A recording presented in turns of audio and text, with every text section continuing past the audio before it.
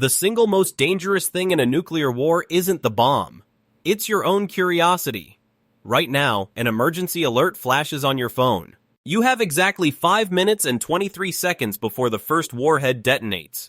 That initial alert is your final desperate warning. The first instinctive thing 99% of people will do is run toward the window, and in doing so, they will guarantee their own death. They will die not from the explosion, but because they simply had to look. The air will crackle with static, a flash brighter and hotter than the core of the sun will erase the horizon, and you'll just stare. This is the great paradox of survival. To live through the brightest, most violent light in human history, you must instantly embrace total darkness and concealment. You are not fighting a military target. You are fighting the laws of physics themselves, and they are unforgiving. I am going to show you how to neutralize physics and earn your minute 6. The physics of instant obliteration.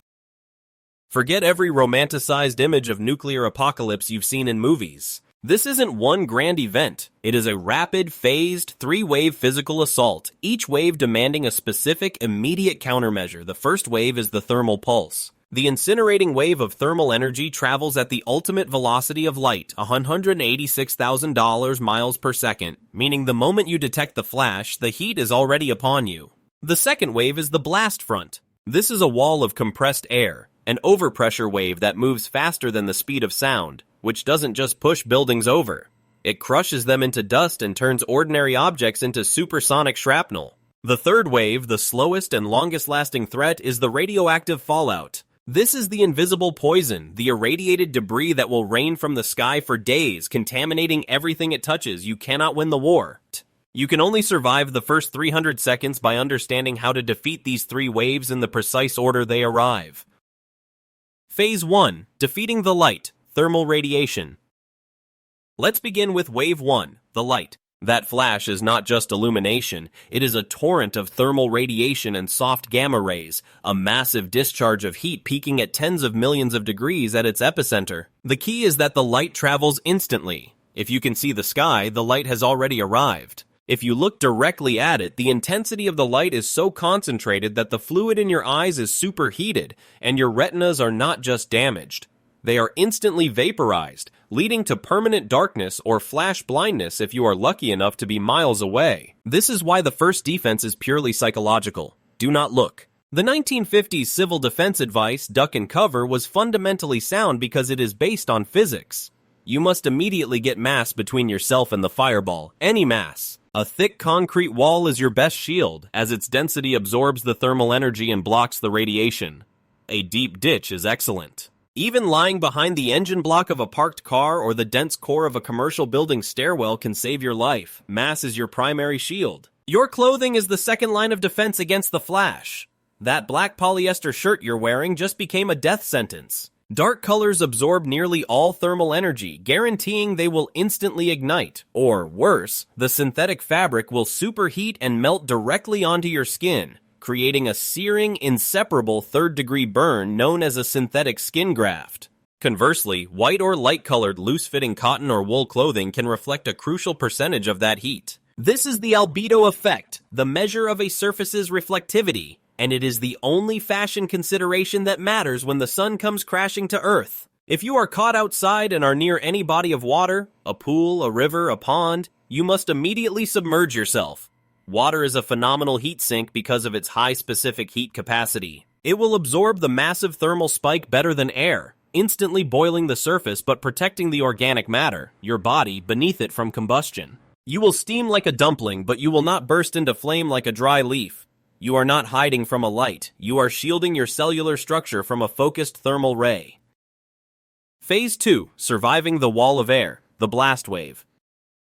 You've survived the initial flash. You are not blind, and you are not on fire. You have perhaps 1 or 2 seconds to prepare for the second wave, the blast front. This is not simply a strong wind. It is a solid, physical wall of violently compressed atmosphere, an overpressure wave traveling faster than sound which flattens structures through sheer force. You need to understand the destructive pressure gradient. A mere 2 pounds per square inch, psi, of overpressure will shatter every window within miles, turning the glass into deadly high-velocity shrapnel. 5 psi is enough to rupture human eardrums and completely collapse most wooden frame residential structures. 10 psi will flatten reinforced brick and masonry buildings. At 25 psi or more, you are functionally converted into a collection of rapidly moving molecules. The blast wave also kills through differential pressure. It seeks to equalize the massive pressure difference between the outside air and the pressure inside your body. If your mouth is closed, your internal organs and air-filled cavities, your lungs, your eardrums, will rupture. They will simply pop. The solution is mandatory and immediate. Get as low as possible, face down, and open your mouth wide. Yell. Scream. This simple, primal action allows the blast wave to equalize the pressure, giving the air a path through you rather than into you, protecting your fragile internal organs. Getting low is crucial not just to avoid the direct pressure, but to avoid the secondary killer, flying debris. The blast front turns the entire city into a massive, concentrated shotgun blast made of glass, steel, bricks, and wood, all traveling at lethal velocity. The lower you are, in a ditch, a gutter, or below ground level, the better your chances of avoiding being struck by this catastrophic high-velocity shrapnel. You are seeking the lowest possible aerodynamic profile. Phase 3, the Electronic Apocalypse, the EMP. While the shockwave is still rattling your environment, Wave 2.5 has already struck. The electromagnetic pulse, or EMP, this is the silent, instant executioner of the modern world. The gamma rays from the high-altitude detonation strike the upper atmosphere, stripping away electrons and generating a massive, instantaneous electrical field that surges toward the ground at the speed of light. Every single modern circuit in a several hundred-mile radius is instantly fried. The EMP arrives in 3 distinct components. The E1 pulse is the fastest, a sub-nanosecond spike too quick for traditional surge protectors. It acts like a massive radio wave that induces an overwhelming voltage in every small electronic circuit, immediately destroying your phone, laptop, and car's engine control unit. The E2 pulse is slower, similar to a lightning strike, but the E3 pulse is the infrastructure killer. It's a slow-moving, low-frequency pulse that induces powerful currents and long electrical conductors, like thousands of miles of high-voltage power lines and communication cables, melting every major transformer in the grid. In less than a nanosecond, the entire digital world is gone. Your phone is a brick, your car won't start, the global grid is eradicated. This is where you gain the analog advantage. That 1972 farm truck your neighbor owns with 0 electronic components? It will likely still run. Bicycles are now the most dependable transportation on the planet. Mechanical watches, paper maps, and a magnetic compass have instantly become the most advanced navigation tools in existence. Simplicity is survival. Complexity is a fatal weakness in a world ruled by the EMP. You must embrace the primitive. Phase 4, the Invisible Killer, Fallout and Shielding. You have survived the flash, the blast, and the collapse of the electronic age. The first 5 minutes are over. Now you confront the most patient and lethal enemy, radioactive fallout. The ash you see falling isn't just combustion residue. It is the pulverized, irradiated remnants of ground zero. Dirt, buildings, cars, and people, all vaporized, injected miles high into the atmosphere and now descending back to Earth. These particles are intensely radioactive, acting as tiny gamma-ray emitters that will cook you from the inside out. Your survival goal now follows the official mantra: get in, stay in, tune in. You must get into the most robust structure available. Forget potassium iodide for now. That only protects your thyroid from one specific isotope. Your immediate priority is shielding your entire body from the gamma rays. You must understand the physics of radiation attenuation through half-value layers. This is the critical measurement of how much material it takes to reduce the radiation dose by 50%. A dense material is best.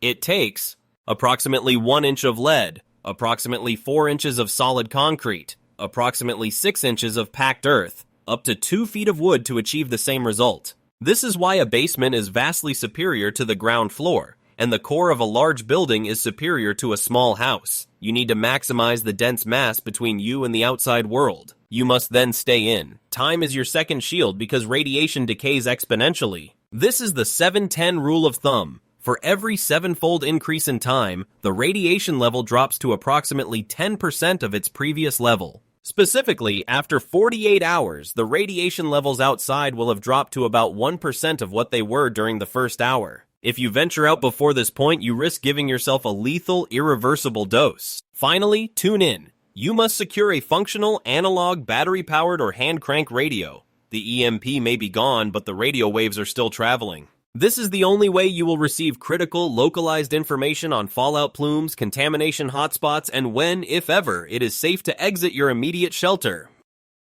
The psychological war, normalcy bias.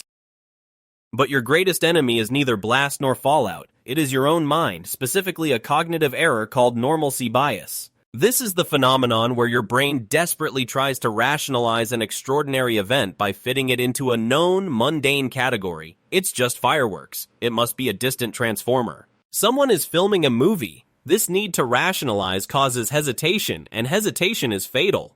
This is why people check social media or run to the window to film the event. They are attempting to understand, and in doing so, they miss the 2-second window they have to survive the initial wave. They see the flash and they freeze, paralyzed by their own inability to process the threat until the blast wave arrives to claim them. You must overcome this cognitive trap with immediate, non-negotiable action. The second the alert sounds or the second you perceive the flash, you do not analyze, you do not think. You immediately execute a pre-drilled survival sequence. You drop, you cover, you open your mouth, you move toward the deepest mass available. You must become a survival machine driven purely by instinct and physics. You are now a fortress, and your first job is to seal the breach.